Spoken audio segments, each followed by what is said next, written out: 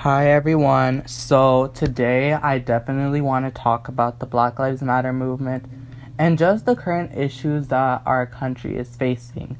So I'm going to try not to go into separate tangents because that will make this video longer. But I do want to say that in this video I'm not trying to be a central focus.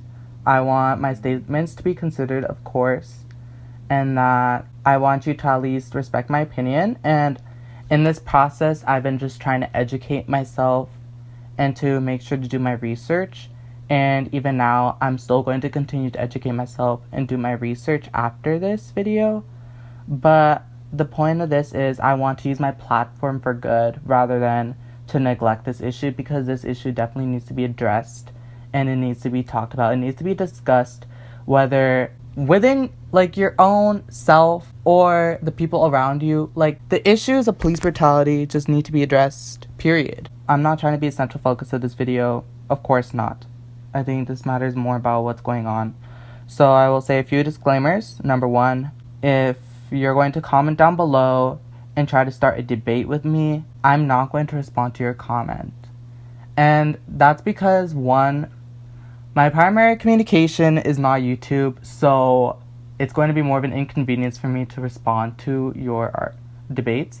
If you want to debate with someone else in the comments below, I would suggest not to, because usually, for most of the time, it turns into this springing of back and forth of anger, and it just creates more division. And I think the point of this is we're not trying to create division. We're trying to unite and come in solidarity in order to fight the issues that our fellow African American community and Black community are facing at this moment. My Instagram DMs will be open if you want to discuss this further, and if you do have my number, we can FaceTime or text and talk about this. Because talking about this issue within our community is what's really going to help reform to happen.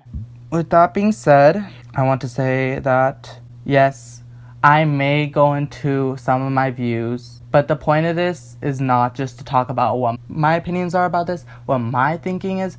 The point of this is that there are issues in our justice system. There are issues in our government. Racism is an issue in our government, period, and our police force.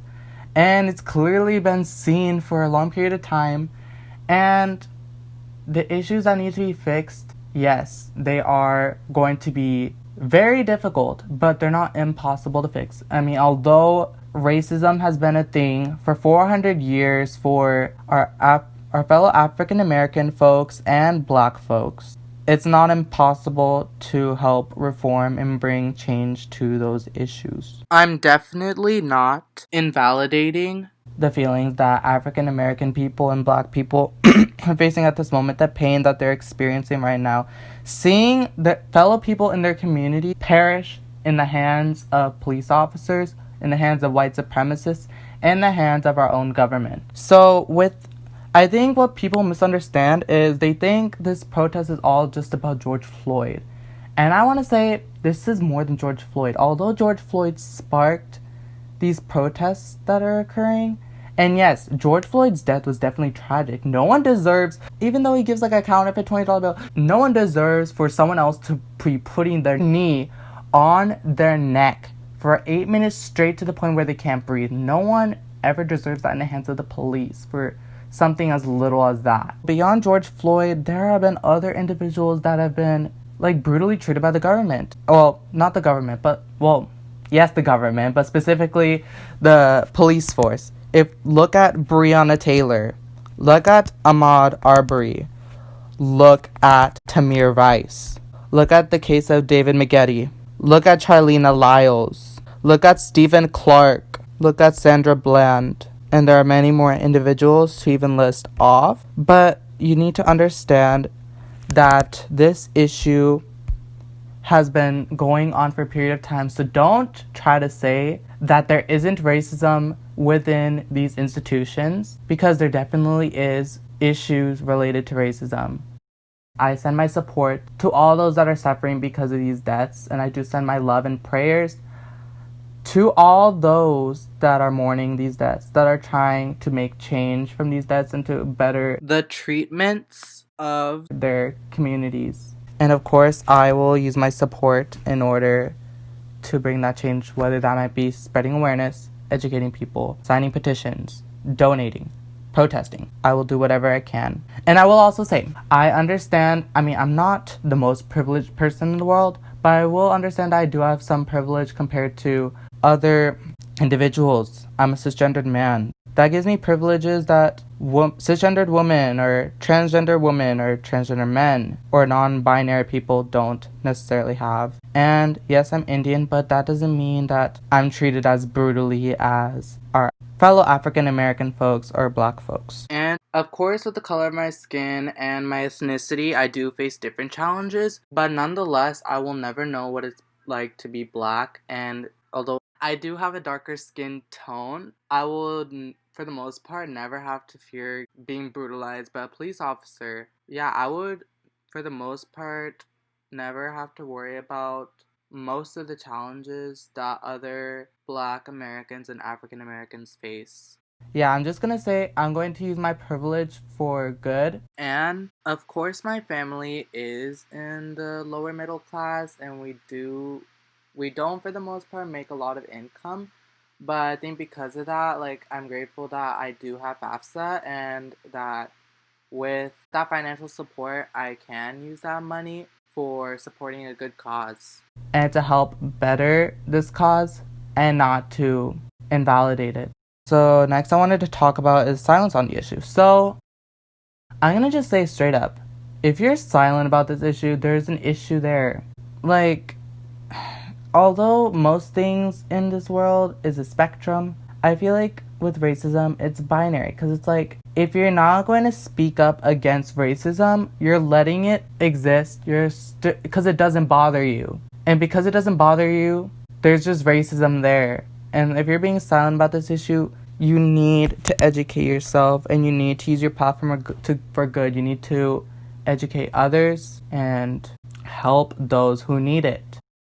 Okay, so next I want to talk about is peaceful protesting and petitioning. So what annoys me is people talk more about the rioting at this point than the peaceful protesting. There are people out there that are peaceful protesting, and unfortunately, I feel like for the most part when I watch the news media fail to show people that are peacefully protesting. And even then, the media fails to show that even with peaceful protesters, there are officers out there that are armed and have shot rubber bullets towards these peaceful protesters, even detonated tear gas towards these peaceful protesters. And you wonder why people are rioting. How do you expect untrained individuals to not riot when these trained police officers are being impulsive towards innocent people? And yes, not all officers are like this during the peaceful protests, but that doesn't take away from the fact that there are officers that are acting with misconduct. That's just disgusting. In regards to petitioning, yes. Petitioning is so important because you're signing petitions in order to allow for legislation to be passed, or for any institutions to take action on an issue for the greater good. So it's important to sign petitions in order to help our fellow Black community and our African American community. So there's going to be multiple links down below, but I'm going to have some petitions available, the link to the Black Lives Matter website, I guess the document with just all the resources that are available to you, and countless other things, because it's important to get involved with this issue and help change our country for the better.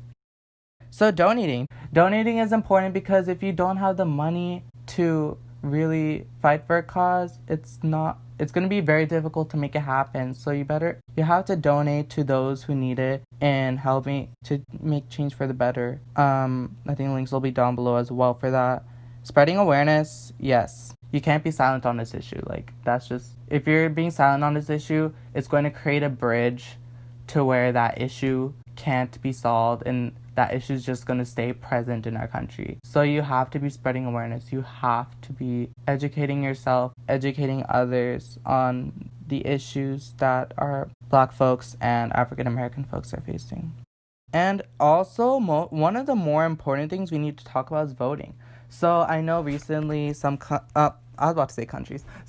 states were able to vote for the primary elections, and it's important to use your voice for the greater good and to vote, so then we have political representatives, political leaders that will help. They may not be able to directly bring change, but we can help influence, and we can help influence legislation to be passed and help that to be enforced in order to better the lives of people of color, and specifically African Americans and the Black community.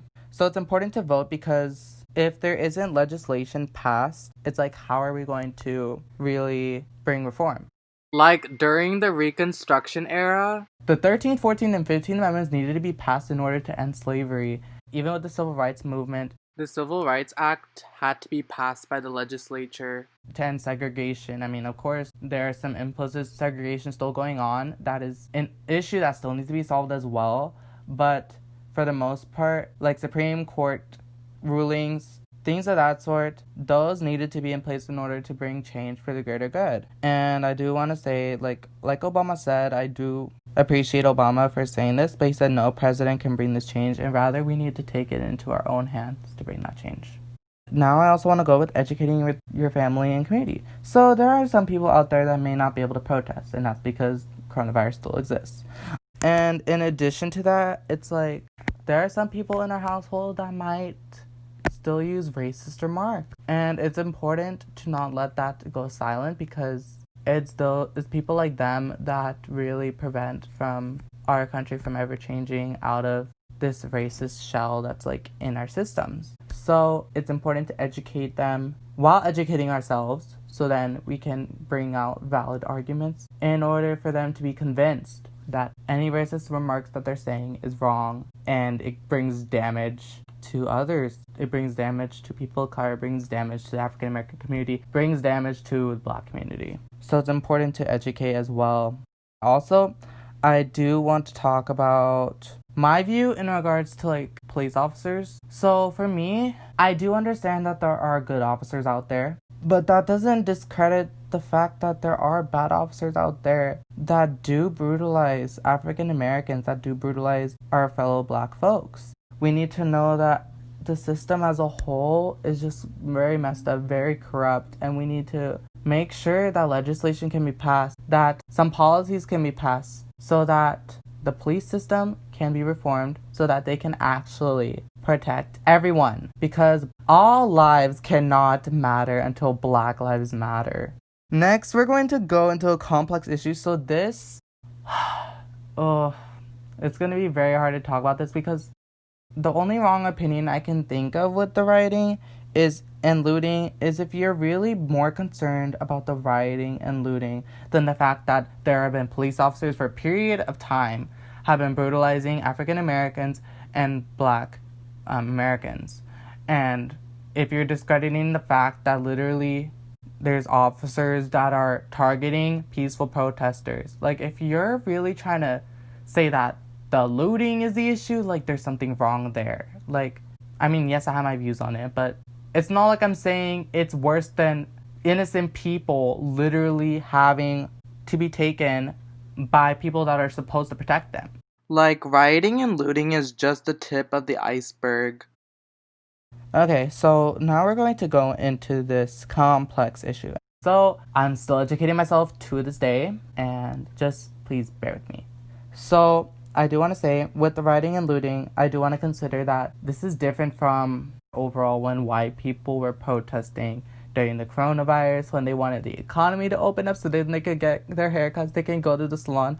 Like, that's, like, why haven't people talked about that? That's what kind of annoys me. And in addition, it also annoys me how it's only now that there's being curfews set in place by the government, when they didn't set these curfews when there were these people protesting about wanting the economy to open up again, when people are dying from the coronavirus, and even like when the beginning stages of coronavirus were occurring in America. We need to consider that if you and your community for generations have been going through 400 plus years of racism, Of course that would break you. Of course that would bring so much pain to you. Of course it's going to make you want to do something about it and to make sure you're heard on this. And I acknowledge that. It's strange because even with people in the Black Lives Matter movement, people are still kind of split on it. Like, not everyone that's looting and not everyone that's rioting are really affiliated with the Black Lives Matter movement for anything. Some of the people that are looting and some of the people that are rioting, they will use that. They will use the movement in order to profit off of it and to take advantage of it, whether to get a new Gucci bag or something. And it's just utterly disgusting.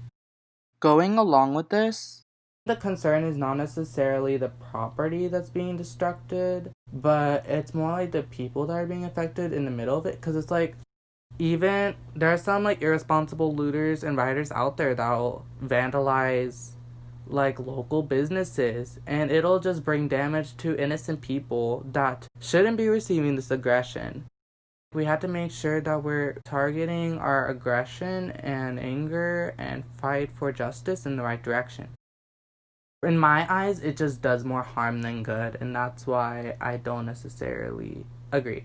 But nonetheless, that's not the main issue. The main issue is that police brutality is happening even now, which is shocking, and that racism is still an issue even in the 21st century, and that needs to change.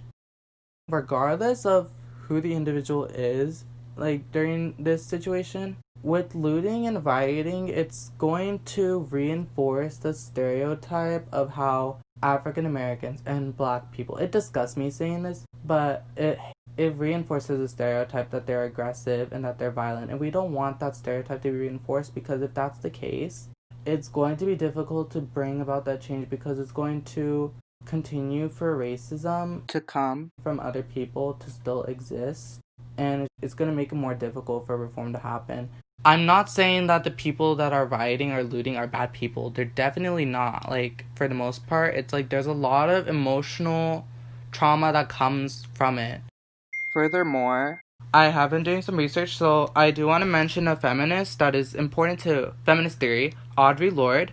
She had a source called "The Master's Tools Will Never Dismantle the Master's House." So it's basically just talking about how, in regards to changing a patriarchal system and changing a system of oppression, you can't try to destroy it, because if you try to destroy it, it's going to be probably nearly impossible to, because people, for the most part, will hold on to their privilege, and they're going to feel like they're going to be oppressed, quote unquote, they're going to be oppressed for the system to be destroyed.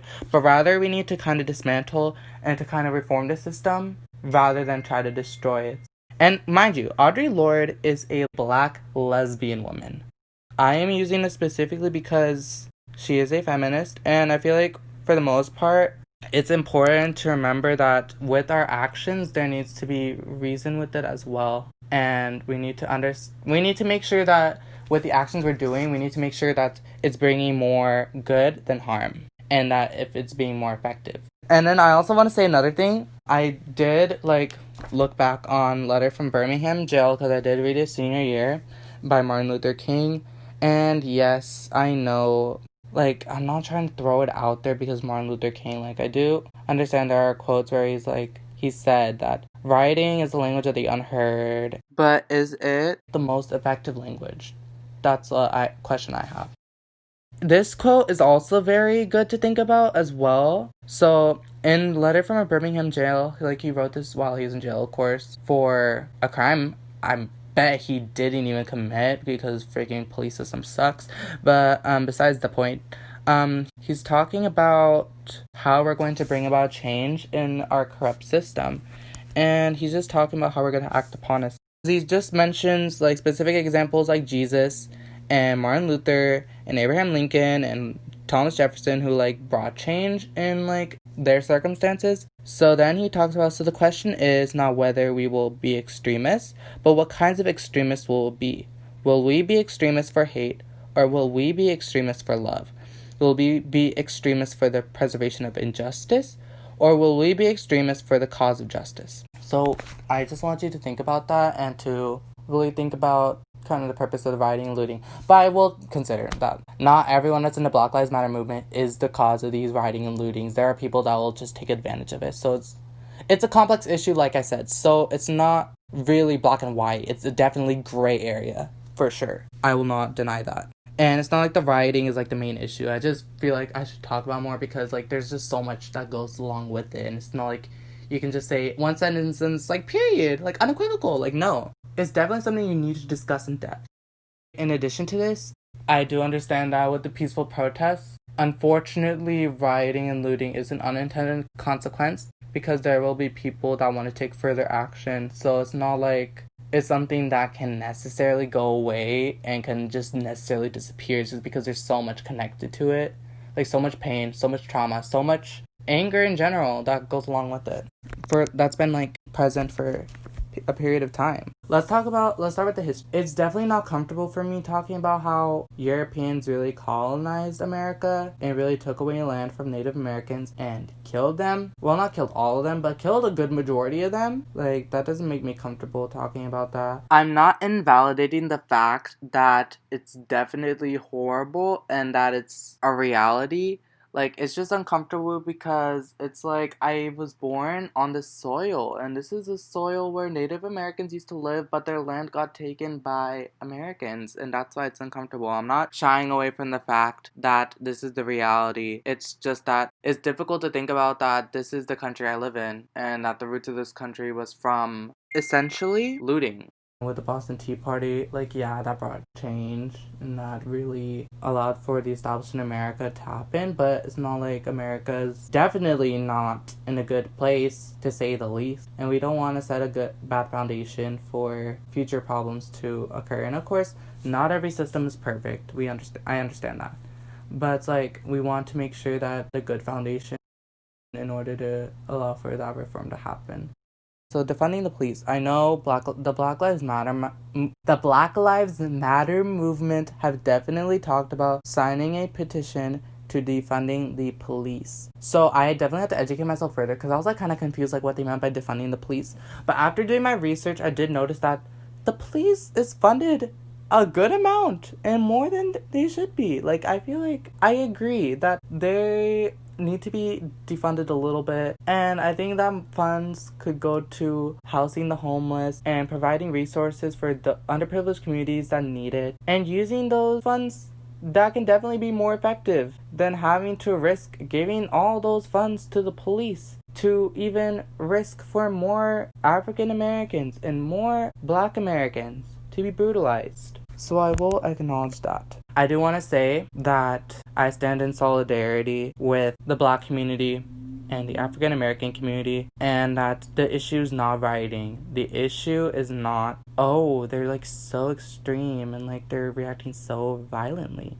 The issue is that our own systems that are supposed to protect us are not doing so for everyone, and that definitely needs to be fixed, and the racism needs to be fixed, and we need reform, and that will come from petitioning, that will come from voting and using our voices for legislation to be passed, for policies to be passed, to better everyone in this country, period.